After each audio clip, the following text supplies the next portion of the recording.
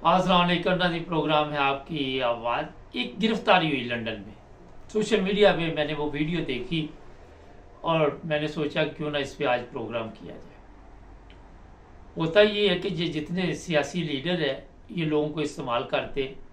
ये जो साहब गिरफ्तार हुए ये नवाज शरीफ के लिए काम करते। नवाज शरीफ के साथ इनकी तस्वीरें भी देखने को सोशल मीडिया पे मुझे मिली और इनका एक बयान सामने आया। इनको क्यों गिरफ्तार किया गया अभी आपको मैं बताता हूँ। इन्होंने एक लड़का है यहाँ पे शजान अली, उसको धमकी दी कि मुझे अगर 20 साल जेल भी हो जाए तो इस तरह के कोई अल्फाज इन्होंने इस्तेमाल किए। वो भी वीडियो मेरे पास है। और फिर पुलिस ने इन्हें गिरफ्तार किया, वो भी किसी ने सोशल मीडिया पे वीडियो अपलोड की हुई है। ये इंग्लैंड का वाकया मैं आपको सुना रहा हूँ कि यहाँ पे धमकी भी दो किसी को, यूरोप में भी, वैसे तो पाकिस्तान में भी है मगर हमारे क्योंकि इमरान खान ने वो धमकी दे दी थी उस ज़ेबा चौधरी को, तो बाद में उसके गले पड़ गई थी ज़ेबा चौधरी। लेकिन यहाँ पे आप सबके इल्म में है कि कानून फौरन हरकत में आता है। सोशल मीडिया आप इस्तेमाल ज़रूर करें, मैं इनके कोई ख़िलाफ़ नहीं, जो भी ये साहब है मुझे पता है इनके नाम का भी, मगर मैं सिर्फ ये कहना चाहता हूँ कि आपने सियासी लीडरों के लिए, ठीक है आपके सियासी लीडर है, उनके लिए अपनी जान मुसीबत में ना डालें। सोशल मीडिया अगर आप इस्तेमाल कर रहे हैं और फिर वहाँ आके आप धमकियाँ देंगे तो कानून हरकत में आएगा। किसी भी मुल्क में रहें जहाँ पे कानून होगा, यानी कि ये सब कोई भी धमकी दे। अब जो सबसे बड़ा मसला बनता है वो ये है कि अगर शजान अली को कुछ हो जाता है, फ़र्ज़ करें, और इस बंदे ने दी हुई है धमकी उसको, तो कल को इसको भी बहरहाल वो पकड़ लेंगे, तहकीक करेंगे कि इसका हाथ तो नहीं है। अगर ना भी हो इसका हाथ है, मगर एक सिस्टम डिस्टर्ब आपका हो जाता है। आप काम पे जा रहे हैं, काम का हर्ज होगा, पुलिस स्टेशन जाएंगे, फिंगरप्रिंट होंगे, डीएन टेस्ट होगा, कई टेस्ट होंगे और आपकी जान नहीं छूटने वाली। और ये नहीं कि आप जितनी देर शजान अली ज़िंदगी, अल्लाह ताला उसे लंबी ज़िंदगी दे, हम तो हर एक की ज़िंदगी की दुआ मांगते हैं, इसकी भी ज़िंदगी की दुआ मांगते हैं, मगर प्रॉब्लम ये है कि जज्बात में आकर, गुस्से में आकर हम वो काम कर जाते हैं जहाँ पे नाम देखते हैं कि कानून है। और इसमें ये ज़्यादा ये होता है कि मैं आपका बहुत मुखलस हूँ, मैं नवाज शरीफ का बहुत मुखलस हूँ, नवाज शरीफ उसके साथ सेल्फियाँ बना रहा है, फ़ोटो शोटो बना रहा है। और ये बताने के लिए आप ऐसे बयान सोशल मीडिया पे देंगे तो अपने लिए एक मुसीबत खड़ी कर लेंगे। मुझे याद है चंद साल पहले यूरोप के एक मुल्क में किसी ने, पाकिस्तान में एक बंदा रहता था, तो इस तरह का बयान दे दिया था और इनाम भी रख दिया था। फिर चंद मेरा घंटे या चंद ज़्यादा टाइम नहीं लगा, उसको गिरफ्तार कर लिया गया। ये ममालिक जो हैं यहाँ पे रहना, अगर आपने तो कायदे कानून के मुताबिक रहना। नवाज शरीफ इस बंदे को पाकिस्तान में तो छुड़ा सकता है क्योंकि वहाँ पे तो नवाज शरीफ ने मुजरम पाले हुए हैं पाकिस्तान में, आप सबके इल्म में है। गुल्लू भट्ट भी है और भी प्रोग्राम वहाँ पे चलते रहते हैं। ये जितने लोग उठाए जाते हैं, बताया जाता है कि मरियम ने को 200-250 बंदे ऐसे रखे हुए हैं जिनका काम ही ये है कि बंदा उठा के ले आओ।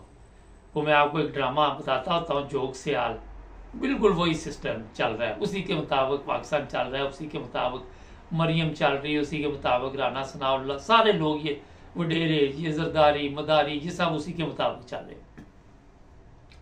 तो इन लोगों को आदत पड़ी हुई है कि पाकिस्तान में हम दंदनाते फिर रहे हैं, यहाँ पे अगर हम किसी को धमकी भी देंगे या किसी को कुछ भी कहेंगे तो कुछ नहीं होगा, मगर जनाब ऐसा नहीं है। इसलिए एहतियात करनी चाहिए और कानून हाथ में नहीं लेना चाहिए किसी भी मुल्क में आप रहते हैं। पाकिस्तान के बारे में भी मैं हमेशा आपको ये कहता हूँ कि अगर अवाम बाहर आए और अमन एहतजाज करे, अपना किसी का जानी माली नुकसान नहीं होना चाहिए, कोई अपना घर ख़राब नहीं करता। अब मुझे नहीं पता कि इंसाफ के साथ फिर पुलिस ने छोड़ दिया या क्या किया, इनसे बयान लिया और फिर इनको चेक भी किया होगा कि पहले तो नहीं किसी क्राइम में मुलव्वस, क्योंकि जब यहाँ पे पुलिस चेक करती है तो फिर पूरी तहकीक करती है, वो चेक करती है, बैंक अकाउंट तक चेक करती है कि इसके बाद पैसा किधर से आ रहा है, ये किसी ऐसी तंजीम से तो नहीं तल्लक बंदा रखता जो क्रिमिनल हो, उसके साथ साथ टेररिस्ट तंजीम से तो नहीं तल्लक रखता, फिर गैर कानूनी काम ये क्या करता है, इसकी आमदन क्या है, खाता कहाँ से, पीता कहाँ से।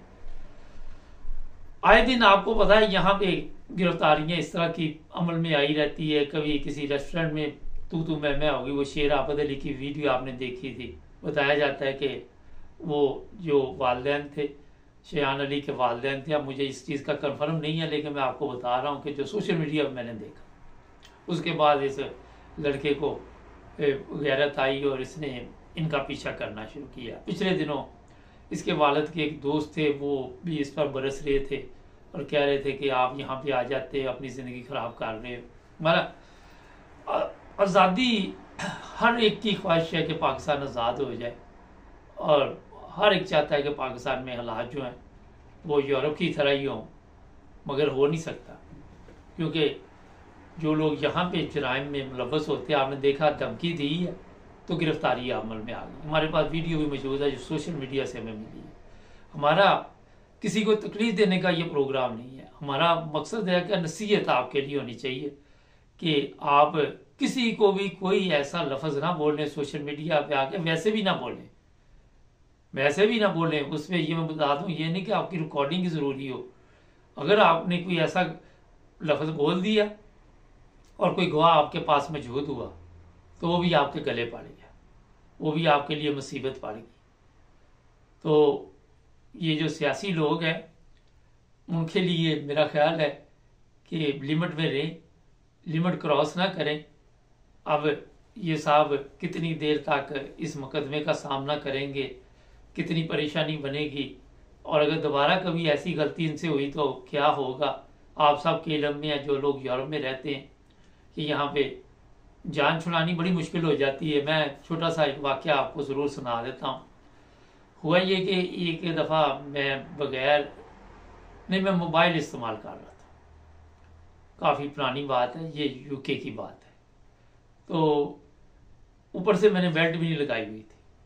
पुलिस वाले ने बाइक पे आया, उसने मुझे रोका कि बेल्ट नहीं लगाई हुई। उसने देखा ओहो ये तो मोबाइल इस्तेमाल कर रहा है, मुझे चेक कर लिया। उसने कहा जी आपको अब जुर्माना आएगा। मैंने वो जुर्माने के खिलाफ अपील की क्योंकि पॉइंट 3 जा रहे थे। फिर हुआ कि मैंने घर बदल लिया तो पुराने घर के एड्रेस पे खाता आ गया, वो कहीं इधर का उधर हो गया, हमने गौर नहीं किया। बाद में एक स्यापा नया पड़ गया कि जनाब ये खत का आपने क्यों नहीं आप अदालत में आए। तो फिर मुझे एक अदालत में जाना पड़ा हल्फिया बयान देने के लिए कि वो मुझे खत नहीं मिला। मेरी गलती थी, वहाँ पे एड्रेस चेंज करना चाहिए था और मैंने नहीं किया। तो वो मैं गया उस अदालत में, यकीन करें कि मैं सुबह का गया हुआ, 2 बज के मैं बाहर बैठा रहा। बाहर गाड़ी मैंने पार्क की हुई, बार बार मैं जाऊं पैसे डाल के आऊं, वो 2 घंटे बाद पैसे डालने पड़ते थे। 1 बजे के बाद जज ने कहा कि हम एक केस सुन रहे हैं तो आपको जल्दी बुलाते हैं। मेरी अपॉइंटमेंट थी वो सुबह की थी कि फलां टाइम में आ जाए, मगर वो केस लमक गया अंदर, बाहर हम लमक गए। फिर मुझे सिर्फ अंदर बुला कर उसने यही कहा कि आपको खाते मिला। मैंने कहा नहीं मिला, बर्फिया बयान शान तो न लिया, मगर मेरी दिहाड़ी गर्क कर दी पूरी, सर में मेरे दर्द शुरू हो गया। और फिर मैंने सोचा ये केस खत्म हो गया। उन्होंने कहा अभी ये खाता ला केस खत्म हुआ है, ये खत नहीं मिला। जो दूसरा पंगा अभी चल रहा है वो थोड़े दिनों बाद फिर एक और बड़ी दूर अदालत से खत आया। मैं वहाँ गया तो मैंने जो देखा हुआ था पहले दिन अदालत की, यहाँ पे पूरा दिन मेरा गर्क हुआ, वहाँ बैठा रहा। जब बारी आई तो मैंने कहा हाँ मैंने ये गलती की थी। उसने 60 पाउंड जुर्माना किया, 100 पाउंड और टीका लगाया कि आपने अदालत का टाइम ज़ाया किया। जब आपने की थी तो ये पंगा लेने की क्या ज़रूरत थी। मैंने नीचे जाके 160 पाउंड उसी वक्त कार्ड से पे किए, अपनी जान छुड़ाई। देखिए ये चीज़ें यहाँ पे होती हैं। मैंने आपको मिसाल दी है कि एक दिहाड़ी उधर गर्क की, दूसरी उधर की, 3 पॉइंट लगे, वो यहाँ में इंश्योरेंस बढ़ जाती है, पता नहीं वो कितनी वो बढ़ गई, और 5 साल तक ये अजाब जो है वो मेरे गले में लटकता रहा। ये हालात हैं यहाँ के। तो जनाब कानून को हाथ में ना लें, जज्बात में आकर ऐसे अल्फाज ना बोलें अपने लीडरों के लिए। अब देखेंगे नवाज शरीफ कोई पैसा पूसा इसको देगा कि जाकर केस लड़ो, क्या बनता है इस केस का। लेकिन जो वकला है वो बेहतर जानते हैं कि धमकी देना भी एक बहुत बड़ा जुर्म है। एहतियात कीजिए। ये साहब को मशवरा दूंगा कि जज्बाती नहीं होना चाहिए, कूल डाउन। और हमारे प्रोग्रामों का मकसद था कोई ना कोई आपको फ़ायदा हो, कोई नसीहत हो। नज़ीर चेक करें हमारे प्रोग्राम, मिलने जुड़े हमारे साथ, मिलेंगे प्रोग्राम आज हमारे के साथ।